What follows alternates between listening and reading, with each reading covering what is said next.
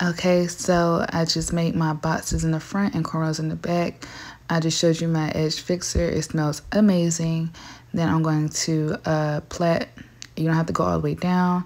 The next box I'm splitting into 2 and adding that 3rd leg. You don't need to know how to cornrow to do this. You just need to know how to plait and connect the boxes. So on to the next row, doing the same thing. Make sure you apply your product, split the next section into 2. There are your 3 legs, and you just plait. You want to make sure it's not too loose. Make sure it's taut, and go ahead and do that for the next section. I like to connect them like this because I don't like a lot of bulk in my braids. So you want to detangle the back. I use can too. And now we are going to cornrow the back down, and then I'm going to connect that with the braid that's in the pink clip right here.